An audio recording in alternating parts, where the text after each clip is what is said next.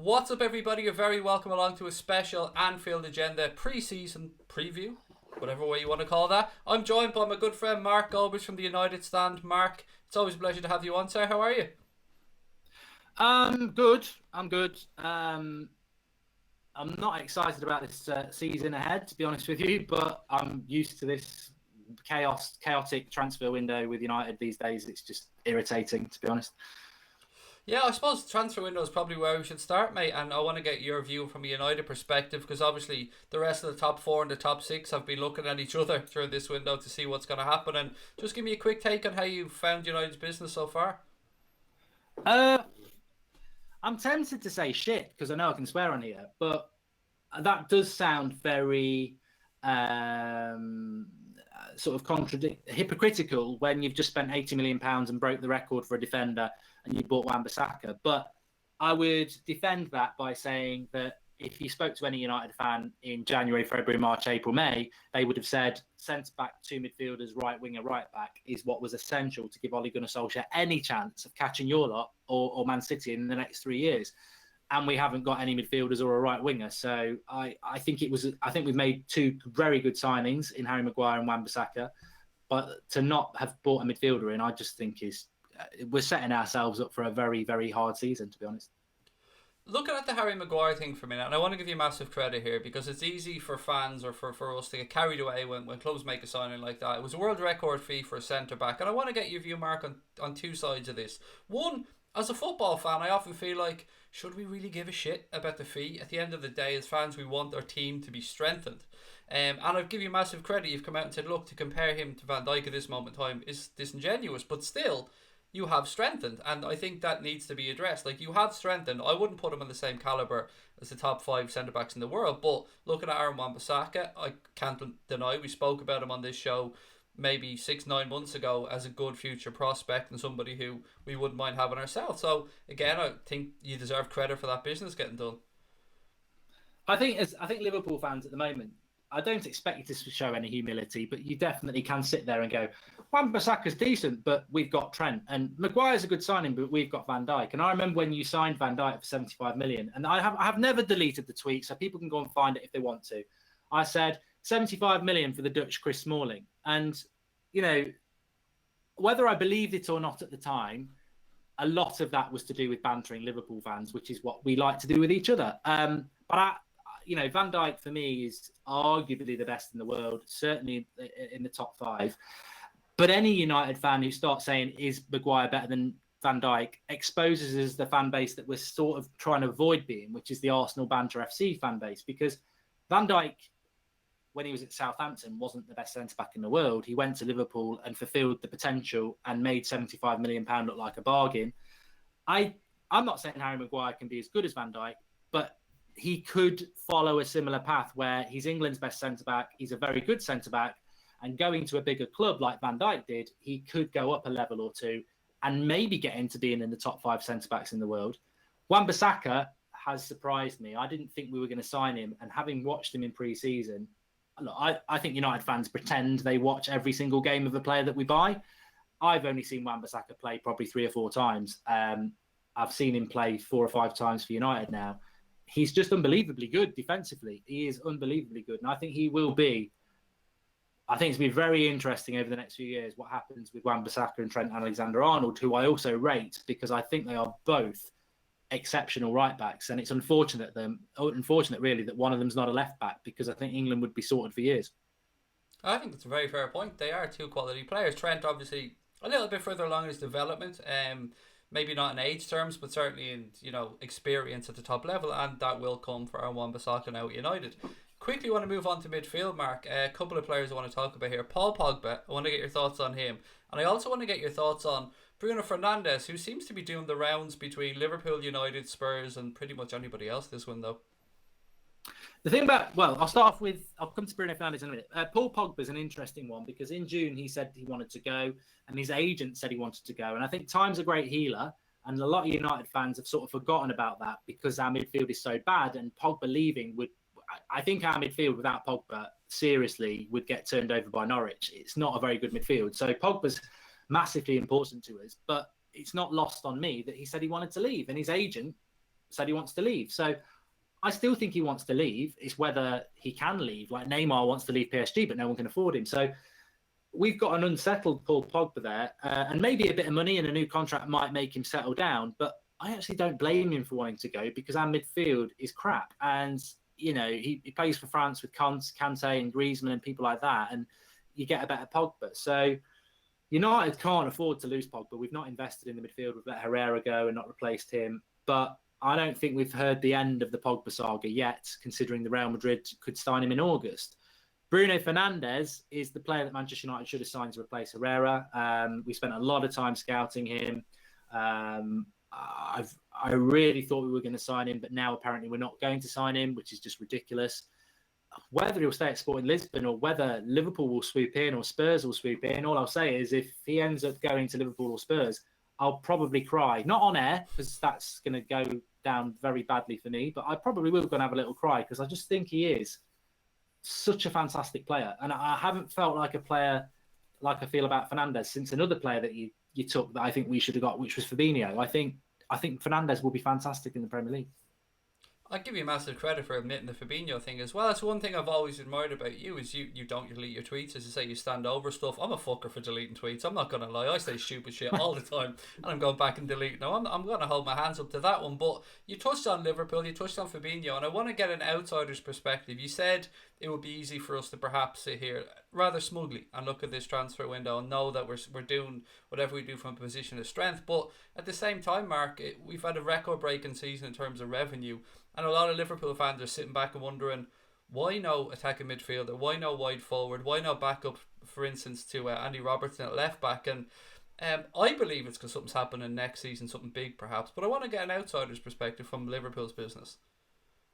I am surprised, and to be honest with you, I think if United had got Bruno Fernandes and Dybala, I don't think we would have been close to you this year because I watched the game yesterday and I've watched United pre-season and there's a world of difference between Liverpool and Man City. And there was last year and there will be this year. But I would have been like, oh, well, we've bought Bruno Fernandes, Dybala, Harry Maguire, Wan-Bissaka, and Liverpool have bought nobody. So whatever happens next year, we should be able to close the gap and then maybe again next summer and then maybe we get on level par maybe in 2 or 3 years.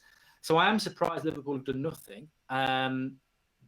But I do think you bought really well last summer. I think the thing that Klopp did last year from an outside perspective was if someone gets injured, you're weak. Whereas I think last season, if someone gets injured, you actually had a bench of quality players to come in and you know, very close to winning the league and win the Champions League. All I would say is I remember when United won the treble, which is obviously nothing like what you won last year. It's on a much, much higher level. But I did say we shouldn't have stood still. We should have gone and bought. I always think from a position of success, you should strengthen. And I do feel like Liverpool look a little bit like they've had success and then they're not really investing. And I find that odd. Even if it had been maybe getting Coutinho back on loan or something like that, and maybe something like that will happen. But I do think you should always improve. And if you look at Man City, Rodri was 70 million. They're just about to sign Cancelo from Juventus for like 45 million. That's 2 good players. De Bruyne is probably going to be fit all season, so he's like a new signing in a way. So they're going to be stronger in 3 areas, whereas you haven't strengthened. So it is interesting, and I don't know why Liverpool wouldn't do that because they've shown that they're willing to spend money. The thing about the business that has been done by Manchester City, I find it rather intriguing because we know they've lost Vincent Kompany, a talisman, a leader in the dressing room. Whatever we say about the amount of games that he plays in a season, having an influence like that around the dressing room towards the younger players is important. And I'm really looking forward to seeing what happens with Leroy Sané, because if they lose Leroy Sané, I think that will be massively beneficial to us, because you guys seen this as well last season firsthand. There's no denying that when you've got a tiring defence and you look and you see Leroy Sané, for instance, coming on to run at your defenders with 15-20 minutes to go, it's intimidating. So if they lose him, I don't know, I'd probably call it par for them in this window if they were to lose him and then go and have lost Kompany, even bringing in Cancelo, bringing in Rodri, as you've said. I just want to get your thoughts on that. Do you think they'll let him go? Will they be that foolish? I don't know, mate. I really don't know. Apparently, there's a problem with my audio. Someone in the live comments is saying I don't know what that could be. So we'll just carry on. If I do sound like Stavros or Davros, then Yeah, so there's be just a it. bit of crackling. I think with Sane, I like Sane. I mean, I don't like to say it about rival clubs, but I've always liked Sane. I think there's an element of Ryan Giggs to the way he plays. So I would be very surprised if City let him go. But Pep Guardiola didn't really use him much that last year anyway. So, maybe Sane. I think Sane wants to go as well. I think he hasn't signed a new contract. But the interesting thing about this transfer window is that people might want to go, but you can still you can still end up staying at a club. Like Pogba's probably going to stay at United, so Neymar's probably going to stay at PSG. They don't want to be there, so maybe that will happen with Sane. Moving on to Arsenal, I want to have a quick chat about the club you call Banter FC, and it seems to me like they've gone out and signed Nicolas Pepe, good piece of business, not going to lie, but they seem to be forgetting that they've a shite midfield and a shite defence. I'm absolutely baffled by this. I mean, you'll see the images doing the rounds of the Ferrari at the front with the Lada at the back. I'm baffled. I'm baffled as to what's going on. They may go and get Kieran Tierney. People have spoken about, I thought Arsenal only had 45 million to spend in this window. Well, I think the way that they've structured these deals and the down payments and the money they're going to have to actually fork out this window will probably add up to and then around that. Nicolas Pepe obviously spread across 4 or 5 years, and that's not unusual with transfers. I think all of our clubs have done that one, but from Unai Emery's perspective, he's come out and said he has no interest in Coutinho, or they haven't been in discussions with Barcelona over Philippe Coutinho. They did sign that young centre-back who they've loaned back to France for the season. They won't have to pay for him until next year. Just your thoughts on Arsenal, Mark? I hate the fact that Arsenal may well be our rival again this season, but I think we are probably, if we don't sign a midfielder, we might have to accept that. Arsenal are a funny thing because they are, they are the quintessential jelly babies. They're spineless and they're inconsistent. But Pepe is a good player. I don't know why Arsenal fans keep mentioning me on Twitter as mocking Pepe. I've never mocked him. I think he's a good player, but I think they might have bought him with redundant Amazon vouchers because I don't believe they've got much money. But I do think he's a good signing for them. And Aubameyang and Lacazette, they're a strong attacking side. I don't necessarily think their midfield's that good. I think Aaron Ramsey's a big loss. And defensively, you hit the nail on the head. They're awful. So, I mean, they're not going to be anything you need to worry about as a Liverpool fan or a City fan, and probably not as a Spurs fan. But I think for us and Chelsea, that may be the battle this season for fourth will be Arsenal, Chelsea and United. And in many ways, a bit like the end of last season, it might be a case of who's the shittest misses out, because I don't see Arsenal doing anything significant this season. Just before I let you go, buddy, I want to have a quick chat about a couple of rule changes that have come into the Premier League this year, and I want to get your thoughts on it. The first one, obviously, being one that I haven't seen football fans, so divided over a subject in quite a while, and that is, of course, VAR. Andre Mariner, by the way, will be the first VAR official for this week's game with Liverpool and Norwich, Michael Oliver being the referee. From what I can gather, mate, from watching your tweets and looking at your tweets, you're not a massive advocate for VAR. I think that's fair to say. I'm not. I think it's something I've been very consistent about from the start.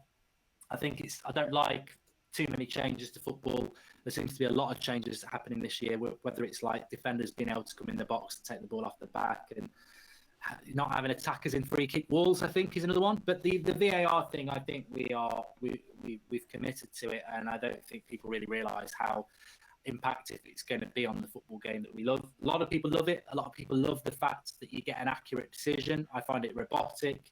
I think, the chats that we have on a Monday morning at work or school or wherever you are, a controversial decision is almost part of the thing for me. So knowing that, technically you're never going to get away with a controversial decision anymore, I think it's a little bit sad. And I also think the process is a little bit robotic and slow. And I think apparently VAR is going to be used for every single goal to make sure that there's nothing wrong with it. Well, surely that will take away the spontaneity as well, because in your mind you'll be like, are they going to take the goal away? And that spontaneous fact that the ball's gone in the back of the net is a great feeling. And I'm just worried that desensitising football and taking a bit of the passion away, I suppose. One thing that immediately came to my mind there when you spoke about every single goal being checked by VAR, I remember back to an instance where we scored one of the goals against Barcelona. I think it was Gini Wijnaldum's first one. And Jordan Henderson was standing back at the halfway line with the referee, who had his finger to his ear, obviously listening to VAR or something. And they were checking, this is how stupid it was, they were checking for a red card incident because Gini Wijnaldum tried to wrestle the ball off Andre Ter Stegen to get it back to the halfway line quick enough, and that was delaying play by 2 or 3 minutes. While Liverpool were hyped up, ready to go, Barcelona were clearly rattled, and the referees wasted 2 or 3 minutes just checking nonsense. Like, obviously there was no red card incident. Stuff, I get where you're coming from. I see the benefits of it, I'm not going to lie, but it will slow the game down. I'm somebody who doesn't hold much trust or respect towards Premier League officials as it is. I've got to say, I think they're shocking. And to just put VAR into their hands now to make it even more about officials. And there's a lot of bravado, I feel, with Premier League referees. I'm kind of going around in a circle here, but one thing I did notice watching the Women's World Cup in the summer was referees seem to be more patient and they seem to be more willing to stand there and explain to the players what went wrong. Whereas sometimes I feel with males, it's a bit of bravado, getting up in somebody's face and the referee instantly pulls out a yellow card or does stuff to make it all about him. And I get where you're coming from about the doubts, mate, and it is going to have an impact, and it will affect fans and it will affect celebrations. We could talk about Manchester City and Spurs as a really good example of this, and it does take that spontaneity out of the game. Yeah, definitely. And I think you hit the nail on the head with the Women's World Cup. I found that at times just massively infuriating, and not from a sexist point of view. I enjoyed the World Cup, but the VAR issues were at times just farcical. And I think, you know, anybody who thinks they're getting out of Premier League games at 10 to 5 on a Saturday afternoon anymore, I think you're going to find that it's going to be gone 5 o'clock, because I do think a lot of things will be addressed by VAR. But we'll see. That's what this first weekend's about, isn't it? Right, last thing before I let you go, buddy, because I know you're a really busy man. Who are your 3 for relegation this year? Who are you looking at in the Premier League and thinking they're going to go down? It's difficult to call, I know, until everyone's transfer business is done, and Aston Villa look like they're trying to sign everybody who's ever kicked a football. I'm glad you've asked me that, because I thought you were going to ask me about the top 4. So, yeah, easy. Norwich, Sheffield United and Brighton, I think, will go down. I think Brighton should have gone down last year, but Norwich and Sheffield United will go down as well, I think. You know, I'm not even going to deny this a little bit. I want Brighton to go down because of the way they treated Chris Hughton. I thought that man, much like Rafa at Newcastle, worked miracles there, keeping them up, and he was very disrespectfully treated, I have to say. Before I let you go, but I just want to say congratulations. Since we last spoke, your channel has passed 500,000 subscribers, and absolutely deservedly so. I also want to say, I've said it to our own subscribers, but while you're on, a massive thank you, because behind the scenes you've been nothing but helpful towards me, mate. You've given me advice, you've given me wisdom, stuff that you said you hadn't got yourself at the time, because you were coming up when, I suppose, football fan channels were only really developing. So to be able to pick the brains of somebody like yourself, mate, it's been a pleasure. And I want to let people know the Mark Goldbridge they see on the camera is Mark Goldbridge. That's the Mark Goldbridge that I've gotten to know and had the pleasure to know. And someday, mate, hopefully I get the chance to buy you a pint to say thank you. No, you know, look, I always say it, Liverpool fans can't stand you, don't want you to win anything, but it's a rivalry. It's not about being enemies. So I don't wish you all the best for the season, but I do wish this channel all the best, because I think it's refreshing. I think there are similarities between the way we do things on the United Stand and the way you boys are doing it. So, and you're growing really well. So I hope it goes well for you this season in that way. And yeah, cheers for having me on, mate. It's always a pleasure. Look, ladies and gentlemen, if you've enjoyed the stream, I know we had some issues with the audio. I'm going to put the blame on my side. It usually is. So please do hit that subscribe button. Let us know your comments below. And to Mark Goldbridge, thank you very much. Look, we will chat to you soon, ladies and gentlemen. Up the motherfucking Reds.